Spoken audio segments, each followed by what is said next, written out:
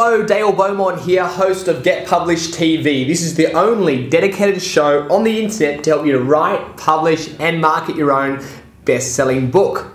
Now, over the last couple of episodes, we've been talking about the all-important phase of getting your book into print, and that's the editing process. And this is really important whether you choose to go with a major publisher or you choose to self-publish, and that would have been evident to you if you watched the last couple of videos. Now, I understand that this is probably not the most sexiest subject in the world to talk about editing. It is for some people very mechanical and very kind of mundane, playing around with words and making sure that things are kind of structured in the right way, and full stops and paragraphs are where they need to be. I understand it's not the most sexy topic. However, it is really important. This is where a lot of people mess up and they make big mistakes. So if you can please just trust me here and allow me to just finish off this little series, because these ideas that I'm sharing with you already help to save you a lot of time and a lot of money, because people pour thousands and thousands of dollars down the drain by working with people that for starters are the wrong people to begin with, and then they don't know how to work with those people, so they end up paying a lot more than what they should. So follow some of the principles that I'm about to go through with you, and you'll save yourself a lot of headaches. All right, so I'm not going to repeat anything I've spoken about before. It's all in those past videos. Watch them. Now, as we move forward, and we've already shown you how do you find a good editor. We spoke about how to find a copy editor and a content editor. Once you've found the editor that you're working with, I would really, really recommend that you don't just kind of give them the whole job to begin with, because they may not be the right editor for you. Sometimes editors will literally pull your book apart, and by the time they're finished with it, it resembles nothing of how it was when you actually sent them the file. Now, that can be a good thing or a bad thing depending on how precious you are about your work, but at the end of the day, you've got to feel comfortable with it, right? And it's got to be what you actually want. So before you go ahead and you set them the task of going to town on your book, what you want to first of all do is actually send them a sample. Send them a sample chapter, and depending on how long your chapters are, maybe one chapter may not be enough. It may need to be 2 chapters or 3 chapters. But send them enough information, maybe somewhere about 5,000 words is probably a good figure, and find a price about how much it's going to cost for them to do those 5,000 words. They might say it's going to cost you $300 or $500 or whatever it is. And you agree to that price when you're happy, and maybe you're going to get some other quotes for the same amount of words. And then you're actually going to get them to do just those 5,000 words. And what you're going to do at the end of that is compare what they actually send back versus what you actually gave them to begin with. Now, you can either go through line by line and compare, or you can just read the other one and forget about that and make sure that this makes sense. Or there are certain things that you can do in Word or in Pages whereby you can actually compare what the changes are that they made and approve them or decline them. That's a whole other conversation which I'm not going to go through, but that way you can see exactly the changes that they made. Now, professional editors will know exactly what I'm talking about here, and most of them will do this anyway. But the bottom line, forgetting about the how it actually works, but you want to make sure that you're happy with that. And this is what's really important, that if after those 5,000 words, you're not satisfied or happy that they're going to do your book justice and that they have the knowledge and expertise to edit your book in the way that you think is appropriate, then stop, can it, drop it, move on, find somebody else. Do not try and make it work if it's not kind of working.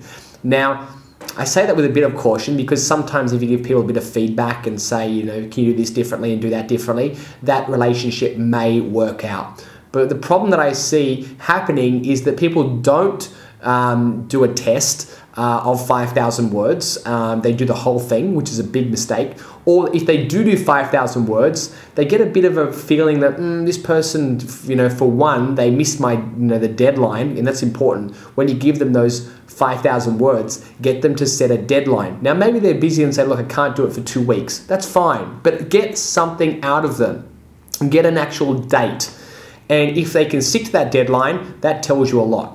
If they blow that deadline out, as I know a lot of people have called me up and said this is what happened to them, and they blow it out by 2 or 3 weeks, then I'm sorry to say, but the writing is on the wall. Don't continue to pay someone that doesn't deliver on their promises and that breaks deadlines. So it's very important that you set that as a test, even with those first those first 5,000 words, okay? Because any professional that's worth their hourly rate will make sure that they meet deadlines. If they're a professional and they work in the book world, then deadlines are a part of our business. So you need to make sure that they hit them. So you've got to decide on how much flexibility you want and how much you're willing to coach them, and or maybe it's the reverse. Maybe they're coaching you and they're giving you feedback. But if the relationship is working well and it feels right, and you're happy with the hourly rate which you've negotiated, or the project that the project rate which you've negotiated, then go ahead. At least that way you know now that you're working with the right person. But if all those kind of red flags are up and the warning bells are ringing, then find somebody else. You may say, but I've already poured $500 into that person.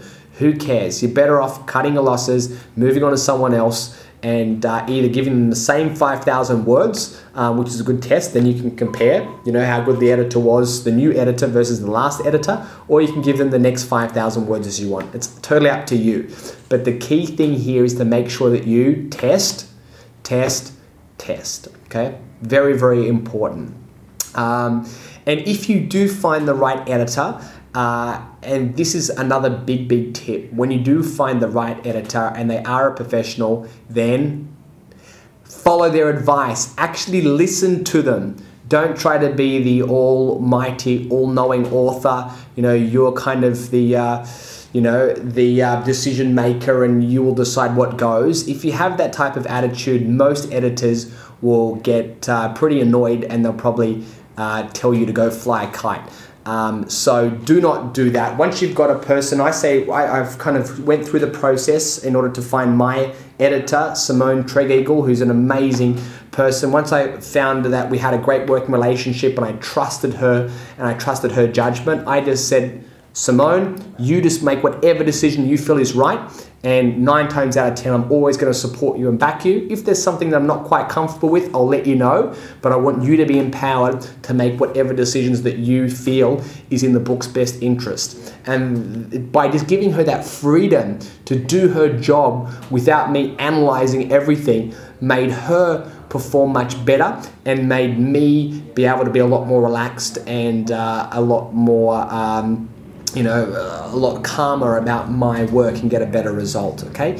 So I'm probably going to wrap up this series right now, where we've been talking about the editing process. I've given you lots of little hints and tips and secrets and things that have cost other people thousands and thousands of dollars to figure out, and unfortunately they've learnt these lessons after they've made the mistakes, and hopefully now you've got this information, you can make better and more informed decisions, which is the whole purpose of Get Published TV. Now, this subject isn't actually finished. There are other things that we can talk about, but we will come back and talk about them a little bit later in a future episode, because I think we've taken just as much as what we can handle right now, and we'll revisit this topic later on.